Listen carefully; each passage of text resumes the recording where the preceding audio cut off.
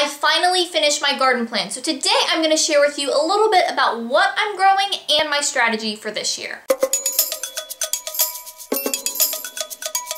Alright, so first off, I'm rocking some pretty dark eye makeup today. I thought I'd play around with it. I usually do pretty subtle neutral looks, so I wanted to reach out and do something different. Not sure if I like it or not though, and it does feel a little dramatic for a gardening video. Anyways, for this year for the garden, what my main goal is to meet somewhere in the middle between what I did 2 years ago and what I did last year. If you've watched my gardening mistakes video, and if you haven't, I'll link it for you so you can go check it out. But in that, I talk about one of my big mistakes was that I just tried way too many new things last year. I went from, a few things 2 years ago that were pretty successful to just like so much stuff I was way in over my head. So this year I'm trying to do a nice mix of things that I feel comfortable with, maybe some variations on those, as well as a couple new things, but really trying to balance that out so that I'm not getting overwhelmed and I don't have too much stuff going on and I can actually have a successful and productive garden rather than a bunch of stuff that just doesn't really work out. So I use an online garden planner, and I really like that for me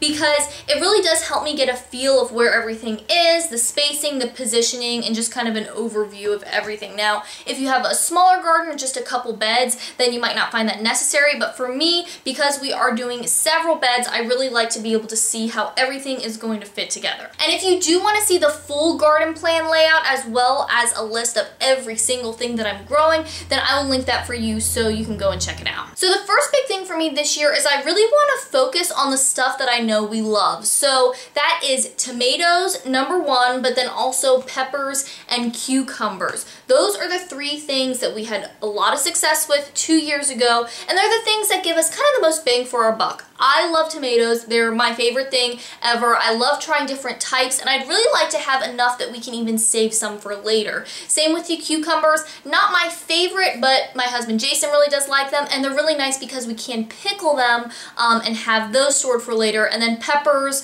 hot peppers, sweet peppers, they're just amazing. I love having them in our meals throughout the summer, and so that's another thing that we really like to grow. The next thing probably on our list as far as priorities is the leafy greens. We did that for the first time last year, and we really liked it. It was super nice to be able to go out in the garden and pick salads, and we got a lot of nice salads out of the garden. We grew some different varieties of lettuces and leafy greens, and I thought that was really fun. So this year we're going to have 2 committed beds for leafy greens, and then I also might play around with planting them among the more shady plants like the tomatoes and stuff to see if I can get some that will go through into the summer a little bit longer, extend that season a little bit, and just kind of experiment with that. So nothing that I'm like relying on to definitely work, but just to try it out and see what happens. And then after that we have the things that are kind of new or we haven't had a lot of success with in the past. So summer squash, we had some plants that started off really great last year, but then squash bugs came in and demolished it. So we're still going to grow some this year, but we're trying a couple different techniques, some different companion planting stuff, flowers and things that deter the squash bugs, and we're going to see how that works. And I also found a recipe for a squash bug repellent. It just uses like garlic and things like that that are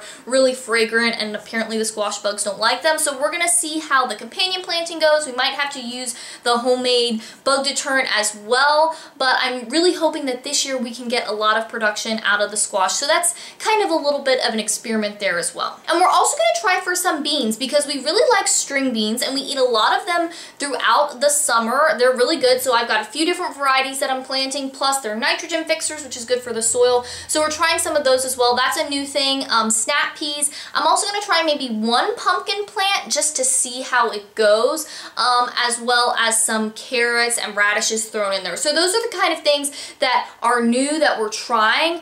So, if they don't work out, it's okay, but it's kind of something new for us to figure out. And I think this is a lot better than last year because even though I have a few varieties of the string beans and we have the snap peas and the carrots, it's only a few new things, whereas last year I was trying to grow cauliflower, broccoli, cabbage, 3 different kinds of beets, turnips, and like 100 other things that I had no idea what I was doing all at once. So this is a few new things that we can kind of try and experiment, but not so much that I think it will overwhelm us and just become way too much to take care of. Also, if you look at the full garden plan, you'll see that I'm not planting all of one thing together. Like, we don't have a bed that's just tomatoes or just squash or something like that. I really tried to mix it up. Now, we do have some limitations as far as one side of the garden gets full sun, the other side is pretty shaded. So all the tomatoes and peppers kind of have to go to that one side. We can't evenly disperse them throughout the garden. But still, I really try to mix things up because that's going to help, I hope, for the plants to be healthier and to help prevent, you know, disease and bugs and stuff like that from getting in there because everything is so mixed together throughout the garden. I've already got seeds started, and we actually built a new grow rack setup for this year.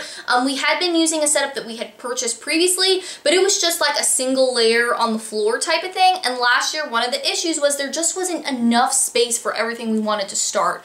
So this new setup has several layers, and I think it's going to be really nice. I like it so far, but we just kind of have to see how the plants do and if it actually works well. So that's another little experiment I'm trying this year. And my overall philosophy with this whole gardening thing is that it's kind of like an experiment. I mean, obviously, I'd like to get some production out of all the stuff that I'm growing, but at the same time, I know not everything is going to go perfectly. A lot of it is trial and error and just seeing what happens, and I actually kind of enjoy that part of it, of, you know, trying different things and then seeing what the results are. So I hope you like this video about my garden plan, and let me know in the comments what kind of stuff you're growing, whether you're doing a windowsill garden or containers, or you have a full-blown garden plot. Let me know what you're growing this year, and if you are new to my channel and you want more healthy eating tips and nutrition info and healthy recipes, make sure that you subscribe, because eating healthy and living a healthy lifestyle really doesn't have to be complicated, and I want to show you how to do it. And if you're loving the free info here, but you're finding that you need something more personalized, don't forget that I do offer one-on-one nutrition sessions. So if you're interested in working with me,